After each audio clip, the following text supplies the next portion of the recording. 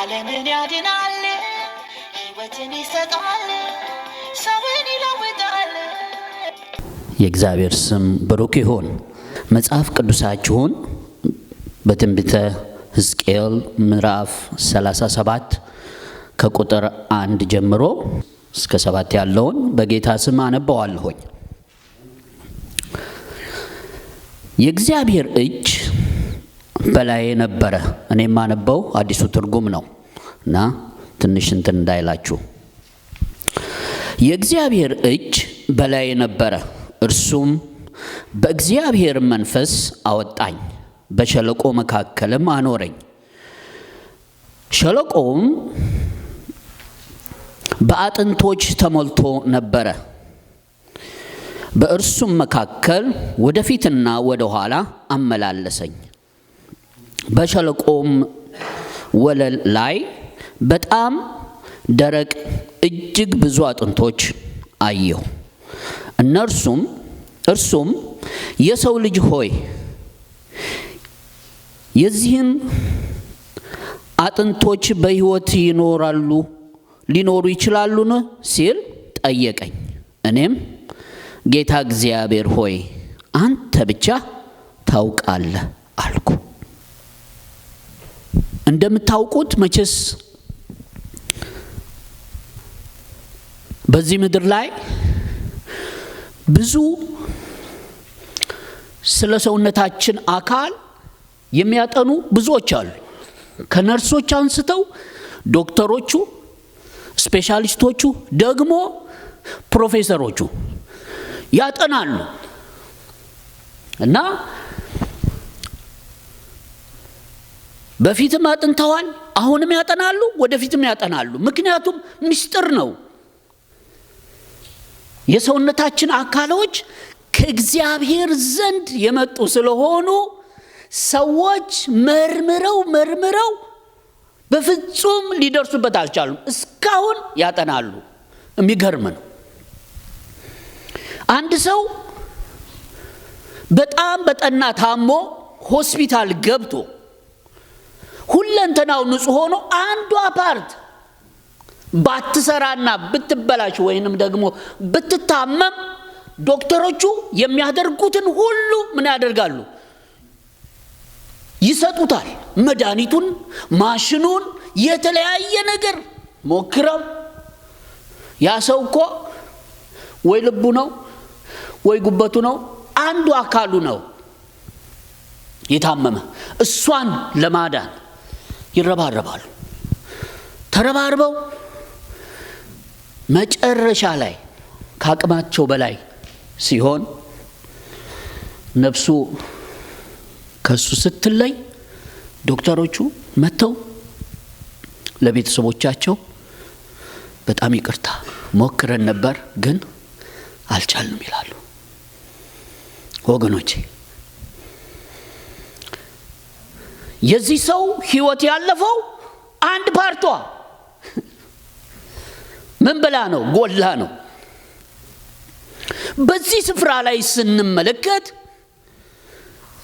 ሕዝቅኤል የእግዚአብሔር መንፈስ በእኔ ላይ ነበራል ማለት የእግዚአብሔር ክብሩ በሱ ላይ ነበረ። ከዚህ የተነሳ ምን ሆነ? አይኑ ተከፈተ፣ ወደ ላይ አወጣኛል። ከዚህ የተነሳ እግዚአብሔር አንድ ነገር ያሳየዋል። ምን ያሳየዋል? እንዳነበብነው የደረቁ አጥንቶች ናቸው። ወገኖቼ አንድ ነገር የጎደለው አይደለም፣ የደረቁ አጥንቶች ናቸው። ከላይ ውላቸው ላይ ምንም ነገር የሌለበት፣ ስጋ የለውም፣ አካል የለውም፣ ነፍስ የለውም፣ ጠፍተዋል። በዛ ላይ ደግሞ እነዚህ አጥንቶች በጣም ምንድናቸው አለ? ብዙ ናቸው አለ። ለካ ሰው በእግዚአብሔር መንፈስም ሆኖ እንዲህ የሚያስደነግጥም ነገር ያያለክ። የእግዚአብሔር መንፈስን ላይ ሆናችሁ የሚሰማችሁ ሙቀት አለ፣ ደስታ አለ። የሆነ እናንተን የሚከባችሁ ደስ የሚል ጠላታችሁን የምታሸንፉበት ኃይል፣ የማያንበረክካችሁ የሆነ ነገር በውስጣችሁ የሚመላለስ ውስጣችሁን የሚያናውጥ ያ ነገር የሚሆንበት ዘመን አለ። ደግሞ የእግዚአብሔር መንፈስ በእናንተ ላይ መጥቶ የሚገልጠው ነገር አለ። በጣም የሚገርመው ይህ ሰው የተመለከተው የሚያስደንቅ ነገር ነው። ግራ የሚያጋባ ነው። በዚህ ሳይድ የእስራኤል ቅዱስ እግዚአብሔር አለ፣ በዚህኛው ሳይድ ደግሞ የደረቁ አጥንቶች አሉ፣ ተስፋ የተቆረጠባቸው፣ የሞት ሽታ የከበባቸው፣ ግራ የሚያጋባ ምን አይነት ነገር እንደሆነ እንዴት እንደሆነ ሊረዳው የማይችለው ነገር እፊቱ ያያል።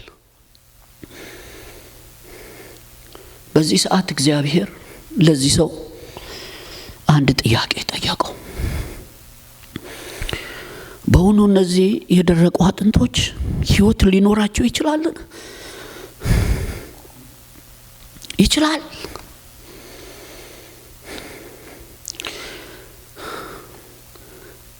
ትንቢተ ሕዝቅኤልን ሳጠናው ይህ ሰው ወገኖቼ በእግዚአብሔር ክብር የረሰረሰ ሰው ነው። በመንፈሱ የጠገበ ሰው ነው እና አነጋገሩን ምን ያደርገ ነው የገዛ ሰው ነው። ልክ እንደ አዲስ ክርስቲያን አልሆነም ይህ ሰው። የአዲስ ክርስቲያን ታውቃላችሁ አይደል? ልክ ስንጸልይ ቶሎ ሲመጣልን ጌታ በቃ መልሳችን ቶሎ ነው። ስለዚህ በቃ ሁሉ ጊዜ እንደዛ አይነት ነገር ይሰማናል። ይህ ሰው ግን እንደሱ አልነበረም። በእግዚአብሔር ፊት ሆኖ ሳለ ይችላል እኮ እንዴ ጌታ ሆይ አንተ ትችላለህ፣ ደግሞ ለአንተ የሚሳነህ ነገር አለ እንዴ ማለት ይችል ነበር እኮ። ነገር ግን ከእግዚአብሔር ጋር ያነበረው ግንኙነት እጅግ በጣም የከበረ ወገኖች፣ ጥንቃቄ የተሞላው በፍርሃት ውስጥ የኖረ ሰው አምላኩ ጋር ሲኖር ሲቀርብ የእግዚአብሔር ክብር በራሱ ላይ ሲመጣ ራሱን እንዴት አድርጎ እንደሚገዛ ያወቀ ሰው።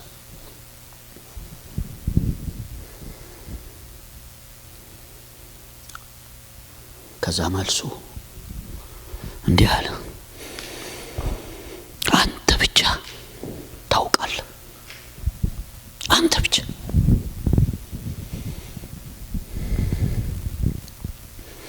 አንተ ብቻ። ግራ የሚያጋባኝ ነገር አዎ ጠብቄ መልስ ያላገኘውለት ነገር አዎ አንተ ብቻ፣ አንተ ብቻ፣ አንተ ብቻ። ግራ የሚያጋባኝ ነገር አዎ ነገ ይሆናል ብዬ ጠብቄ ነገር ግን ያልሆነው ነገር መልስ አለ። አንተ ብቻ ታውቃለህ። ያስጨነቀኝ ግራ ያጋባኝ ጠላቴ እየከሰሰ የታል ያንተ አምላክ ብሎ ባለኝ ነገር ላይ ጌታ ሆይ አንተ ታውቃለህ፣ አንተ ታውቃለህ፣ አንተ ብቻ፣ አንተ ብቻ። በተስፋ ቃሎቼ ላይ በተነገረኝ ነገር ላይ በሰማሁት በውስጥ ድምፅ ነገር ላይ ጠብቄ ደክሞኝ ተስፋ ቆርጬ ባለበት ነገር ላይ ጌታ ሆይ አንተ ብቻ ታውቃለህ። አንተ ብቻ፣ አዎ አንተ ብቻ፣ አዎ መፍትሄ ፈልጌ የሆነ ቦታ አንኳኩቼ ስላላገኘሁት ነገር ግን ጥያቄ ያልተመለሰልኝ ነገር ላይ ጌታ ሆይ አንተ ብቻ ታውቃለህ። አንተ በህይወቴ አንተ ብቻ፣ በኑሮዬ አንተ ብቻ፣ በመውጣት በመግባቴ አንተ ብቻ፣ አንተ ብቻ፣ አንተ ብቻ። ግራ ባጋባኝ በትዳሬ በኑሮዬ አንተ ብቻ፣ በልጆቼ አንተ ብቻ፣ አንተ ብቻ ነው መልስ።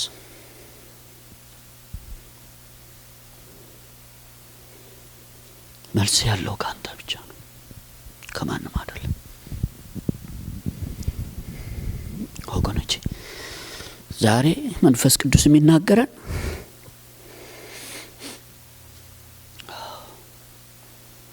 አይኖቻችን ወደ እግዚአብሔር እንድናደርግ ነው። ወደሱ ማንም ሊመልስልን አይችልም። ማንም መልስ መሆን አይችልም። ባለትዳር ሚስት ለባሏ፣ ባል ለሚስቱ መልስ መሆን አይችልም።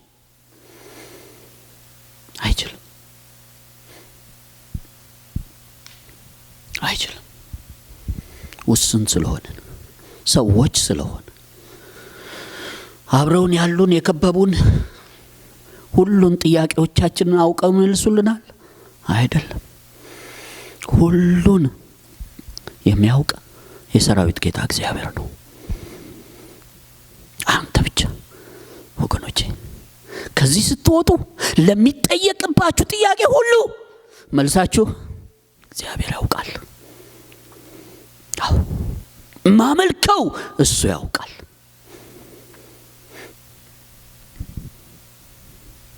ይሁን ሕዝቅኤል በጣም የሚገርመው ወደሱ ወደ ራሱ ወደ እግዚአብሔር ከመለሰ በኋላ እግዚአብሔር መጣ።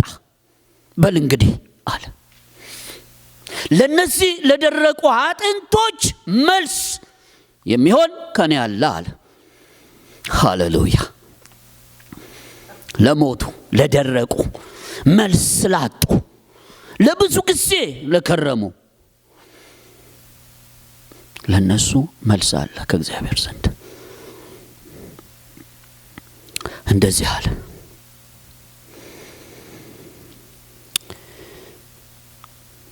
ለነዚህ አጥንቶች ትንቢት ተናገር አለ እግዚአብሔር።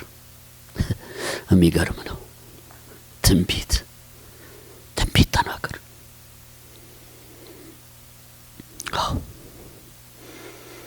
ሂድና አንሳና ገጣጥማቸው አላለውም። ትንቢት ተናገር።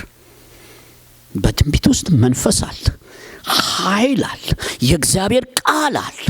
ወገኖች የደረቀ ማንነታችሁን የሚያለመልም አንድ ነው፣ የእግዚአብሔር መንፈስና የእግዚአብሔር ቃል ነው። ወገኖች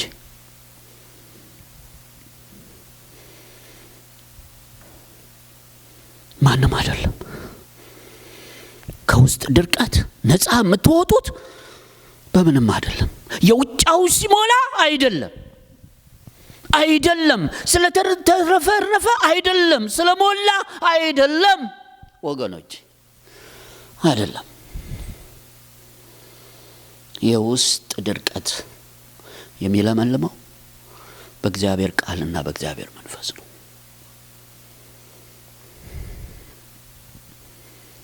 ተስፋው ይሄ ነው። ሕዝቅኤል እንደዚህ አለው፣ ተናገርባቸው፣ ምን ላሉት? ለደረቁት። አዎ ለሞቱት፣ ተስፋ ለሌላቸው ለነዚያ አዎ ንገራቸው። የእግዚአብሔርን ቃል አንሳና ንገራቸው። ምን ይሆናሉ? ይንቀሳቀሳሉ፣ ድምፅ ይኖራል አለ በደረቀ አጥንት ላይ። እንደ ከባድ ነገር ነው ወገኖቼ። የሞተን የሚያስነሳ ለካ የእስራኤል ቅዱስ እግዚአብሔር ነው። ሃሌሉያ! ተስፋ አለን፣ አንጠፋም። እንንገዳገዳለን እንጂ ወድቀን አንቀርም። አለ የሚያነሳን፣ አለ ክብሩ አለ። ቃሉ ይሰራል፣ ሕይወት ነው። በውስጣችን ሲመጣ ያቆመናል። የእግዚአብሔርን ቃል ነገራችሁ ወገኖቼ። ወዴትም አትሄዱ፣ ወደ እግዚአብሔር ቃል ተመለሱ።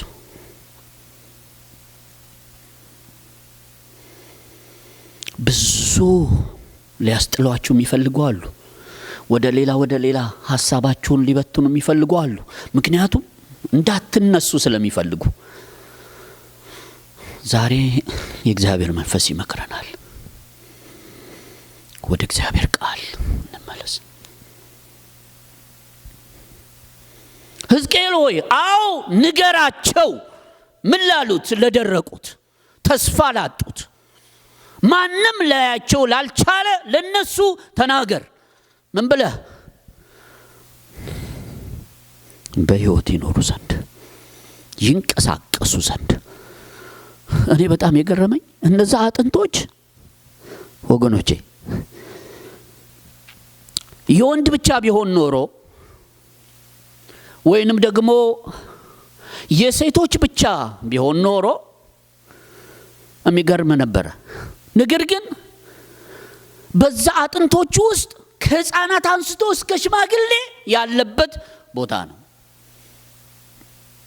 የደረቁት።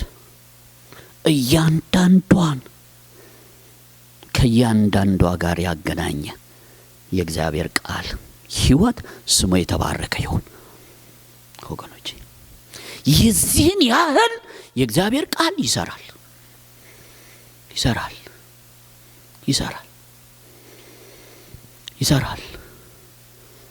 ያቆማቸው፣ ቁርበት ያለበሳቸው፣ ስጋ የሞላቸው፣ ከዛ እስትንፋስ የሞላባቸው በሕይወት እንዲኖሩ ከሞት ወደ ሕይወት ያመጣቸው የእግዚአብሔር ቃል ነው።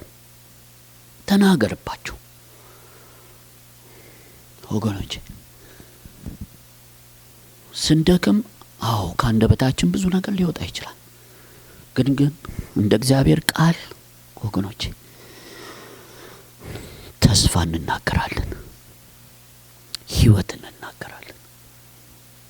ዛሬ አልሆነም። ግን እግዚአብሔር ይመጣል። ለልጆቹ ይፈርዳል። የሚፈርድ አምላክ ነው። የሚናገር አምላክ ነው። ለጠላት አሳልፎ አይሰጥም። ቀን አለው። ይመጣል። ብዙ ጊዜ የተፈተንኩባቸው ጊዜያቶች አሉ ወገኖቼ። እንደ እግዚአብሔር ሰው የተፈተንኩባቸው ጊዜያቶች አሉ። እውነት አለ ያልኩባቸው ቀናቶች አሉ ወገኖቼ።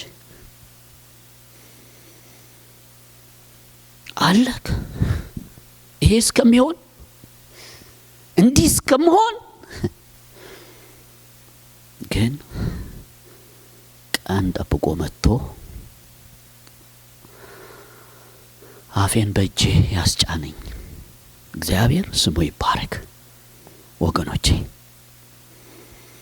እግዚአብሔር አይጠላንም፣ አይተወንም። የተስፋው ቃል እስከሚፈጸም ልንፈተን እንችላለን። ቴስት ልንደረግ እንችላለን። ነገር ግን ልንሞት፣ ልንጣል፣ ልንረሳ በፍጹም አይን ወገኖቼ። ልጁን ነው ዋጋ የከፈለልን፣ የሚወደውን የሚወደውን አንድ ልጁን ለእኔና ለእናንተ ዋጋ ከፍሏል። ስለዚህ እናንተ የእግዚአብሔር ልጆች ናችሁ። በእግዚአብሔር ዓይን የምትመለከቱ የሚያያችሁ ነው። እግዚአብሔር አይተወንም። እንጸልይ።